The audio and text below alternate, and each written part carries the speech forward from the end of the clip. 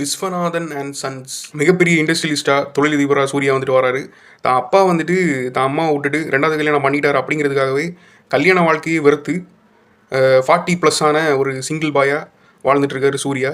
கல்யாணத்தை மட்டும் தான் வெறுக்கார், மற்றபடி சகல லீலைகளையும் வைபவங்களையும் நாடாக ஒவ்வொரு கண்ட்ரியில் இருக்க பெண்கள் கூட பாதுகாப்பு கவசத்துடன் அரங்கேற்றி கொண்டு வாழ்ந்துட்டுருக்காரு சூர்யா. இந்த சூரிய வம்சம் ஒன்னோட நின்று போயிடக்கூடாதுப்பா, நம்ம வம்சத்துக்கு அடுத்த வாரிசு வேணும் அப்படின்ட்டு நாட்டாமை குடும்பத்தை சேர்ந்த ராதிகா அம்மா அன்பா கதற, அந்த கதறல்ஸ் தாங்க முடியாமல் அமெரிக்காவில் இருக்கக்கூடிய ஒரு ஃப்ரெண்டை வந்துட்டு காண்டாக்ட் பண்ணி வாடகை தாய் மூலமாக ஒரு குழந்தையை பெற்றெடுக்கணும் அப்படின்ட்டு முடிவு பண்ணுறாரு சூர்யா. தன்னோட எஜுகேஷன் எக்ஸ்பென்ஸுக்காக 22 வயசில் வாடகை தாயா மாதிரி அந்த குழந்தையை பெற்றெடுக்கிறாங்க மமிதா பைஜு. குழந்தையை தூக்கிட்டு இந்தியாவுக்கு வராரு சூர்யா. வந்த இடத்துல அந்த குழந்தைக்கு போன் மேரோ ப்ராப்ளம் இருக்குன்னு கண்டுபிடிக்கிறாங்க. ஸோ அந்த போன் மேரோ டிரான்ஸ்பிளான்ட்டுக்காக மமிதாவையும் அமெரிக்காவிலேருந்து தூக்கிட்டு வராரு. வந்த இடத்துல மமிதா அந்த ஃபேமிலியோட ஜம் ஆயிடுறாங்க, சூர்யாவை லவ் பண்ண ஆரம்பிச்சிடுறாங்க.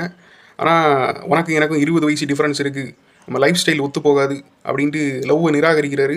கடைசியில் என்னாச்சு, 2 பேரும் சேர்ந்தாங்களா அப்படிங்கிறது தான் விஸ்வநாதன் அண்ட் சன்ஸ். சூர்யான தொழிலதிபராக ஒரு பக்கம், அம்மாவுக்கு பிள்ளைய ஒரு பக்கம், மமிதாவுக்கு லவ்வராக ஒரு பக்கம், அந்த குழந்தைக்கு அப்பாவை ஒரு பக்கம் அப்படின்ட்டு நவரசத்தையும் அள்ளி தெளிச்சிருக்காரு. பர்ஃபார்மன்ஸ் அஸ் யூஷுவல் பின்னி எடுத்திருக்காரு. மமிதா பைஜு நம்ம சந்தோஷ் சுப்ரமணியம் படத்தில் வர ஹாசினிக்கு சித்தி பொண்ணு மாதிரி, குறும்புத்தனமான ஒரு பொண்ணு. ஃபஸ்ட்டு பார்க்கும்போது கொஞ்சம் ஓவர் ஆக்டிங் மாதிரி இருக்குது, ஆனால் போக போக செட் ஆகிடுறாங்க. அந்த மாதிரி அவங்க 2 பேர் ஜோடி பொருத்தமும். ஃபஸ்ட்டு பார்க்கும்போது சூர்யா வந்துட்டு மமிதாக்கு சித்தப்பா மாதிரி இருக்காரு, ஆனால் போக போக ஜோடி பொருத்தம் செட் ஆகிடுது. ராதிகா அம்மா ஒரு வெள்ளந்தியான ஜாலியான ஒரு அம்மா. இப்படி ஒரு அம்மா நமக்கு கிடைக்காதா அப்படின்னு யோசிச்சுட்டு இருக்கும்போதே அவங்க கேரக்டரை முடிச்சிடுறாங்க. அதான் கொஞ்சம் சோகங்கள். அப்புறம் சுனில் ரெட்டி, காளி வெங்கட்டு, ஜார்ஜ் மரியான் ஒரு சீனில் தான் வருவார், ஆனால் அந்த சீன் சூப்பராக இருக்கும். படம் வந்துட்டு எலைட்டு ஃபேமிலி ட்ராமா, அதுக்கேற்ற மாதிரியே ஒவ்வொரு ஃப்ரேமுமே பயங்கர கிராண்டாக இருக்கும். முக்கியமாக சூர்யானா இருக்கக்கூடிய வீடு, இந்த வாரிசு படத்தில் விஜய் ஒரு வீட்டில் இருப்பார்ல, அந்த வீட்டுக்கு 5 மடங்கு பெருசுன்னு சொல்லலாம்.